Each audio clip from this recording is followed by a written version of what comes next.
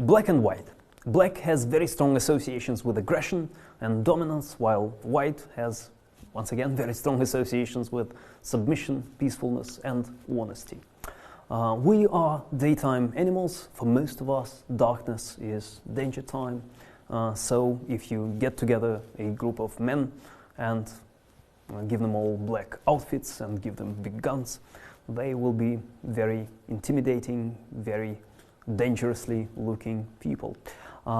There's a Russian expression which says, "They fear me, therefore they respect me." And one group of researchers set out to investigate these particular relationships. And as you can see from the bar chart, men wearing black are perceived as much more aggressive compared to men wearing gray. And this is also true to a certain extent about respectability. Men wearing black are deemed as slightly more respectable looking compared to men wearing gray. This is not true for women, partially true for women. Females wearing black are not perceived as aggressive at all. However, they are perceived as slightly more respectable than females wearing gray. So, aggression and status. Apple used to have just black and white iPhones to signal status of their owners, and then they introduced a budget line, and it was, of course, very colorful, right? And the message here is, I think, very clear.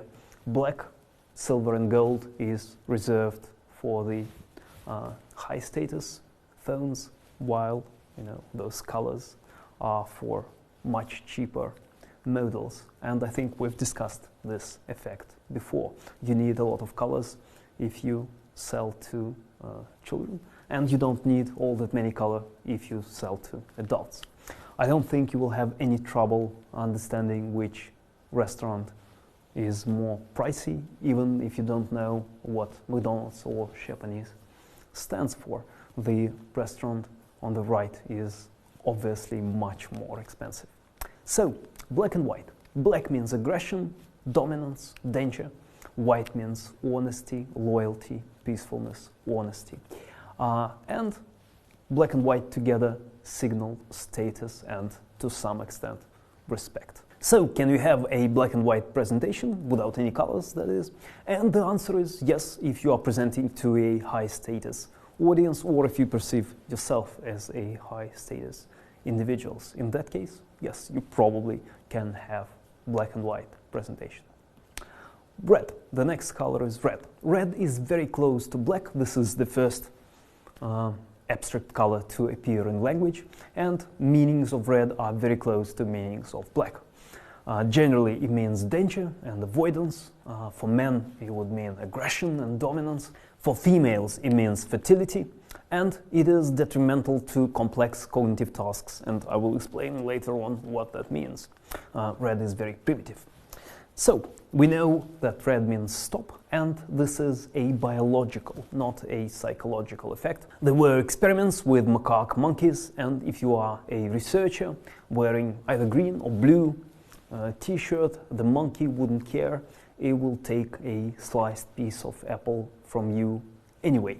However, if you're wearing red, some monkeys would resist. They will prefer researchers wearing green or blue colored t-shirts. They do not take sliced pieces of apple from researchers wearing red t-shirts. So even monkey knows that red means stop. And humans use that too. Black and white outfit and red power tie, they call it. It's usually either red or yellow. There was a widely publicized research about 2004 Olympics where athletes wearing red outfits seem to win more matches in boxing, taekwondo, Greco-Roman wrestling and freestyle wrestling. However, this research was flawed. I'm only talking about this because this is, in every other book on colors. Apparently, the distribution of outfits was not entirely random, so this effect does not hold for any other Olympics other than 2004. This was just some statistical fluke. However, there were other experiments, and as you can see, especially for men wearing red, they are perceived as much more aggressive and much more dominant compared to people wearing blue or gray outfits. So if you are a sports team, wearing red to intimidate your opponents would probably make a lot of sense. The same doesn't work for women, though. There's a widely held belief that for females, red doesn't mean aggression, but it means fertility. It means sex. A few years back, there were experiments where subjects were presented with photographs of the same female on either white or green, or this example, red background, and the female on red was judged as 10% more attractive, approximately 10% more attractive. Men expressed more desire to ask her out for a date, more desire to spend money, etc., etc. However, this experiment doesn't replicate well either. There's a lot of failed research in psychology.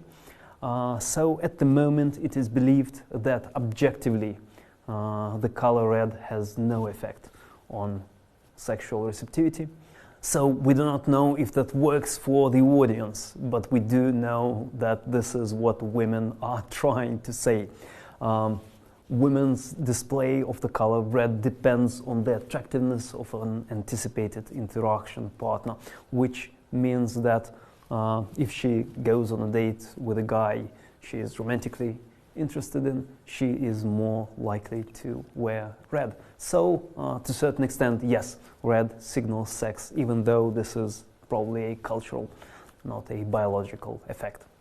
And one final bit, if you give students tasks on different colored background paper, they will solve simple detail-oriented tasks on red paper better than on blue paper or dark gray paper.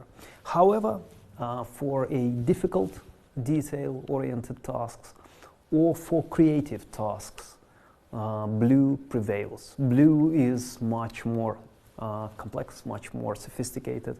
I think I need to put quotes around the word sophisticated here. So red is primitive, red is detrimental to complex cognitive tasks. So once again, red is sexual, very close to black, aggressive, dominant, and perhaps not very bright. And this is where people ask me, well, Alexei, why did you choose red as your primary color? And let me remind you about the power of context. For me, I use a very formal, old-style serif typeface, and it was only fair to pair it with red because red is such a traditional companion color in books. So, as far as I'm concerned, red means sophistication, red means old books, red means culture, red means enlightenment.